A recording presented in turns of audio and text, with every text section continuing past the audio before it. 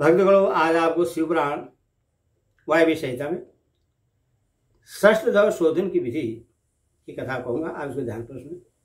उमनी कहते यदुनंदन, तदनंतर गुरु की आज्ञा ले शिष्य स्नान आदि संपूर्ण कर्म को समाप्त करके शिव का चिंतन करता हुआ हाथ जोड़कर शिष्य मंडल के समीप जाएं। इसके बाद पूजा के सिवा पहले दिन का शेष सारा कृत्य नेत्र बंधन पर्यंत कर देने के अनंतर गुरु से मंडल का दर्शन कराए।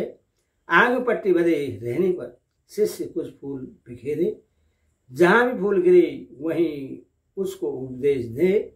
फिर पूर्वक उससे निर्माल मंडल में ले जाकर ईशान देव की पूजा कराएं और शिवाग्नि में हवन करें। यदि शिष्य ने दुःस्वप्न देखा हो तो उसके दोष की शांति के लिए 100 या 50 बार मूल मंत्र से अग्नि में आहुति दे। तदनंतर शिखा में बंधे हुए सूत को पूर्वक लटकाकर आधार शक्ति की पूजा से लेकर निवृत्ति कला संबंधी वागीश्वरी पूजन पर्यंत सब कार्य होम पूर्वक करें। इसके बाद निवृत्ति कला में व्यापक सती वागीश्वरी को प्रणाम करके मंडल में महादेव जी के पूजन पूर्वक 3 आहुतियां दें। शिष्य को एक ही समय संपूर्ण योनियों में प्राप्त कराने की भावना करें। फिर शिष्य के सूत्रमय शरीर में ताड़न प्रोक्षण आदि करके उसके आत्म चैतन्य को लेकर 12 मंत्र में निवेदन करें। फिर वहां से भी उससे लेकर आचार्य मूल मंत्र से शाश्वत मुद्रा द्वारा मानसिक भावना से एक ही साथ संपूर्ण योनियों में संयुक्त करें। देवताओं की 60 जातियां हैं। तिर्यक योनियों पशु पक्षियों की 5 और मनुष्य की 1 जाति। इस प्रकार कुल 14 योनियां हैं। उन सब में शिष्य को एक साथ प्रवेश कराने के लिए गुरु मन ही मन भावना द्वारा शिष्य की आत्मा को यथोचित रीति से वागीश्वरी के गर्भ में निविष्ट करें। वागीश्वरी में गर्भ की सिद्धि के लिए महादेवी का पूजन प्रणाम और उनके निमित्त हवन करके यह चिंतन करें कि यथावत रूप से वह गर्भ सिद्ध हो गया। सिद्ध हुए गर्भ की उत्पत्ति, कर्मानुवृत्ति, सरलता, भोग प्राप्ति और प्रीति का चिंतन करें। तत्पश्चात उस जीव के उद्धार तथा जाति आयु और जाति एवं भोग के संस्कार की सिद्धि के लिए 3 आहुति का हवन करके श्रेष्ठ गुरु महादेव से प्रार्थना करें। भोग तीर्थ विषयक आसक्ति अथवा भोग तीर्थता और विषयासक्ति रूप मल के निवारण पूर्वक शिष्य के शरीर का शोधन करके उसके त्रिविध पास का उच्छेद कर डाले। कपट या माया से बंधे हुए शिष्य के पास का अत्यंत भेदन करके उसके चैतन्य को केवल स्वच्छ माने। फिर अग्नि में पूर्णाहुति देकर ब्रह्मा का पूजन करे। ब्रह्मा के लिए 3 आहुति देकर उन्हें शिव की आज्ञा सुनाए। पितामहो तो या नास्यो यादु शिवम परम पदम प्रतिबंधो विद्यातव्यो शिवागेशा गरेयसी। पितामहो, यह जीव शिव के परम पद को जाने वाला है। तुम्हें इसमें विघ्न नहीं डालना चाहिए। यह भगवान शिव की गुरुतर आज्ञा है। ब्रह्मा जी को शिव का यह आदेश सुनाकर उनकी विधिवत पूजा तथा विसर्जन करके महादेव जी की अर्चना करें और उसके लिए 3 आहुति दें। तत्पश्चात निर्णय द्वारा शुद्ध हुए शिष्य के आत्मा का पूर्वक उद्धार करके अपनी आत्मा एवं सूत्र में स्थापित कर वागीश का पूजन करें। उनके लिए 3 आहुति दें और प्रणाम करके विसर्जन कर दें।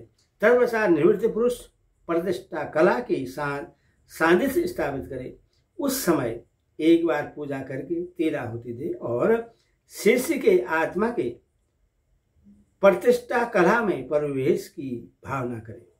इसके बाद प्रतिष्ठा का आह्वान करके पूर्वोक्त संपूर्ण कार्य संपन्न करने के पश्चात उसमें व्यापक वागीश्वरी देवी का ध्यान करे। उनकी कांति पूर्ण चंद्रमंडल के समान है। ध्यान के पश्चात शेष कार्य पूर्वक करे।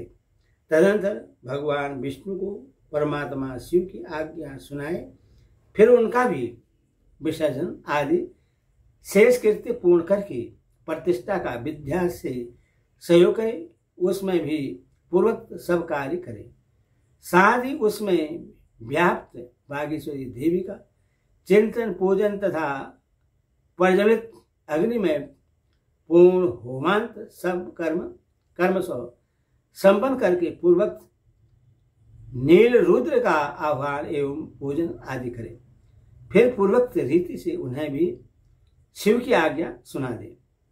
तदनंतर उनका भी विसर्जन करके शिष्य की दोष शांति के लिए विद्या कला को लेकर उसकी व्याप्ति का अवलोकन करें और उसमें व्यापिका का वागीश्वरी देवी का पूर्वक ध्यान करें।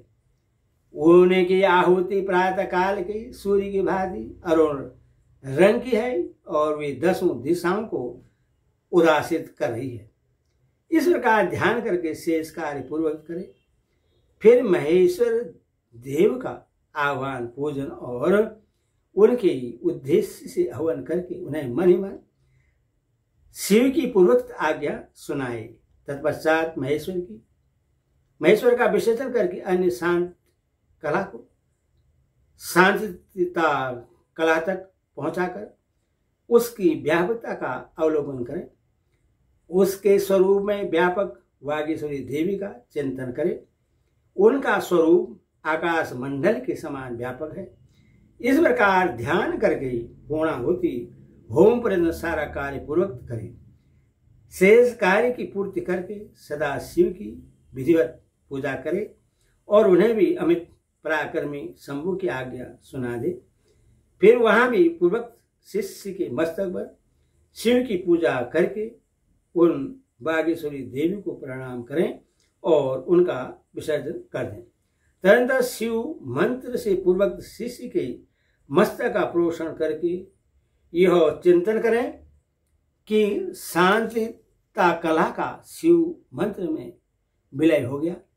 6 अधुभावों से परे जो शिव की सर्वाधौ व्यापनी पराशक्ति है वह करोड़ों सूर्य के समान तेजस्विनी है। ऐसा उसके स्वरूप का ध्यान करें।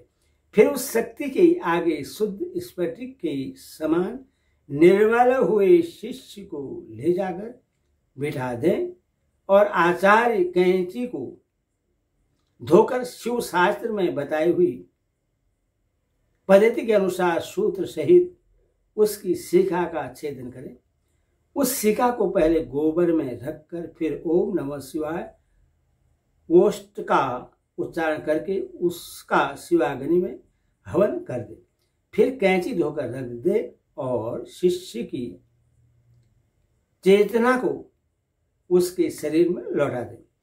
इसके बाद जब शिष्य स्नान आचमन और स्वस्थ वाचन कर ले तब उससे मंडल के निकट ले जाएं और शिखा को दंडवत प्रणाम करके क्रिया लोभ जनित दोषों की शुद्धि के लिए यथोचित रीति से पूजा करें। तदंतर वाचक मंत्र का धीरे धीरे उच्चारण करके अग्नि में 3 आहुति दें।